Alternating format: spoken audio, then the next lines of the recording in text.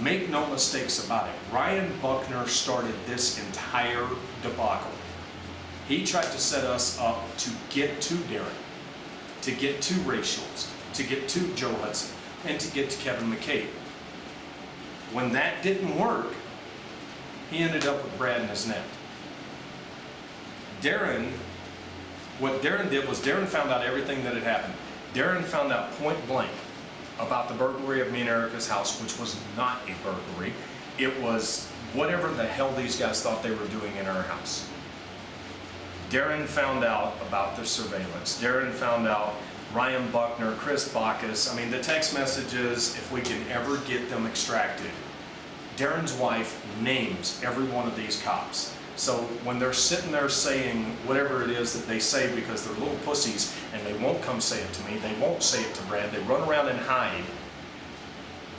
The reason we have their names, the reason we have everything was because of Darren White's wife.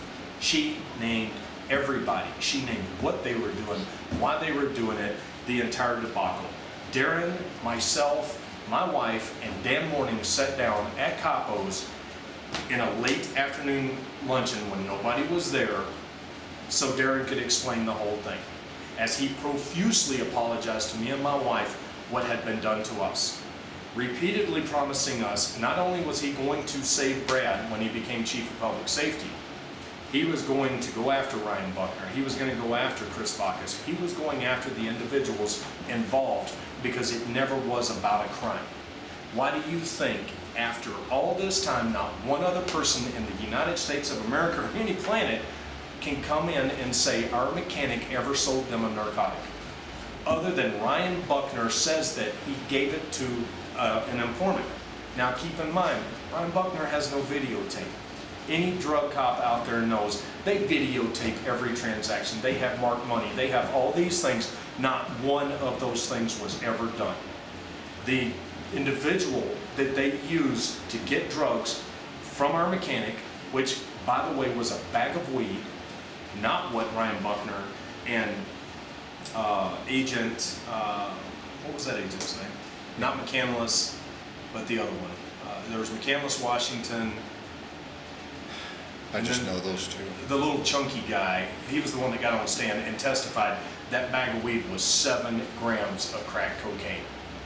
Only to find out that the U.S. attorney had gotten the lab results 2 weeks before Brad's first trial. Not only was it not 7 grams, it was 2.79 grams, but it tested negative for crack cocaine. How in the fuck does the FBI make something that big of a mistake? Now, without going off the path, how did the FBI get here? That's one of the $1 million questions. You got little punk-ass Ryan Buckner who does nothing but go around and try to ruin people's careers.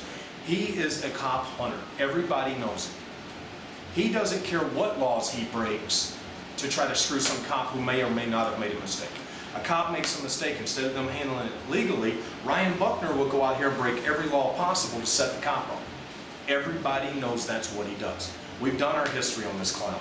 And yeah, buddy, very clearly, you're a clown. This guy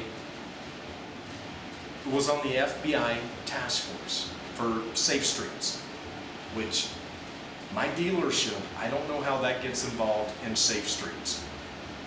They set Gilbert, they arrest this punk off the street who knows my mechanic.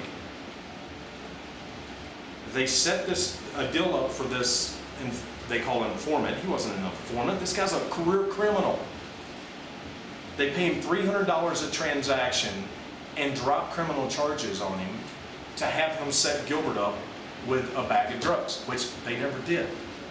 Instead, and we have the phone records to prove it, within a 3-day time span, this informant called Gilbert 144 times in 3 days. And I see the expression on your face. Brother, when you see all the evidence, and we have piles of it, it's gross.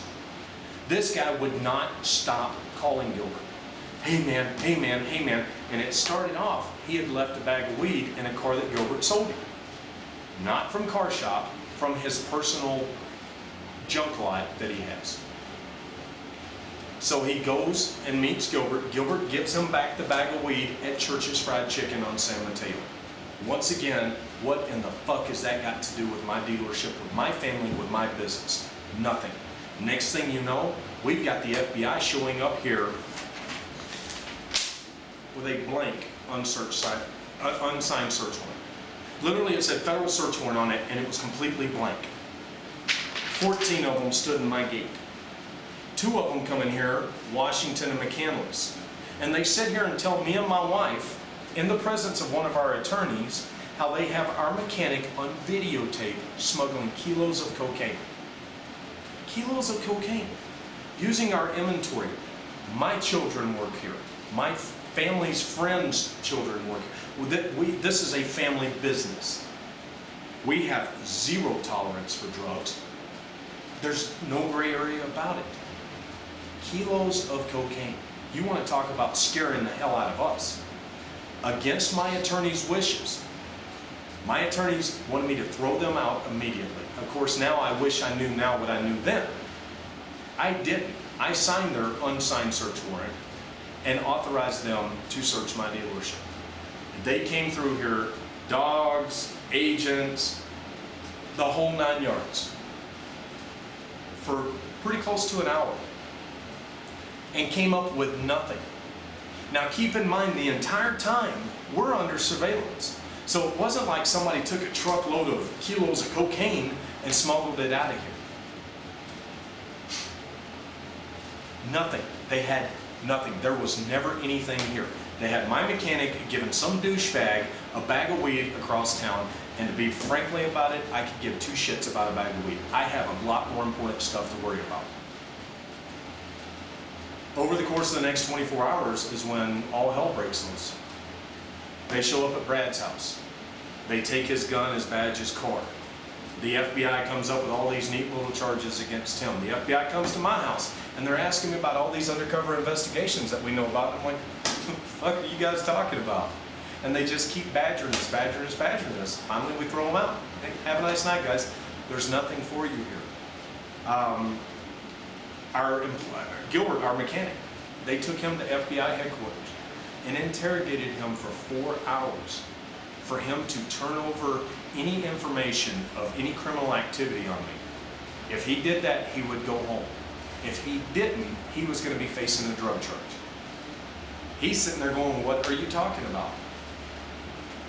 He admitted to them he gave the guy a bag of weed. And they said, nope, that's not weed. It's crack cocaine. That makes it a felony. And he's like, what are you talking about? I've never even seen crack cocaine.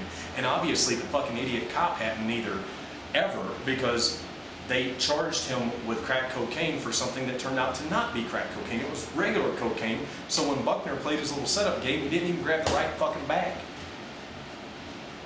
These are facts. These are very straight. It's not my opinion. It's not my side. It's not Brad's side. These are facts. So now we go back to that $1 million question. How in the fuck did the FBI end up here in the first place? In order to be a felony case, for them to even get involved, they have to have over 5 grams of crack cocaine, or 100 grams of regular cocaine, or 100 pounds of weed, I think, if I've done my studies correct. They had none of the above. There had not actually been a crime committed here. Even when Gilbert gave the guy the bag of weed, he even told him, dude, it was at Church's Chicken on San Mateo. But Ryan Buckner was saying that he had all this drug trafficking going here. Not one person outside of Ryan Buckner and his little cronies can ever say Gilbert ever sold them a narcotic, ever. Now you have the informant who's being paid money and having charges dropped against him. That dude's going to say whatever the fuck they want him to. They have no video, but yet Ron Olivas says he identified Brad's son washing cars on my lot in a videotape. Where's the fucking video at, bud? Where is the video? Did they hide? Not did they. Ryan Buckner hid the videotape because the videotape was plain and simple. It showed there was no criminal activity at all at Car Shop. At best, they had my mechanic giving some douchebag that they paid money to set him up with a bag of weed. That was the best they had at the end of the day.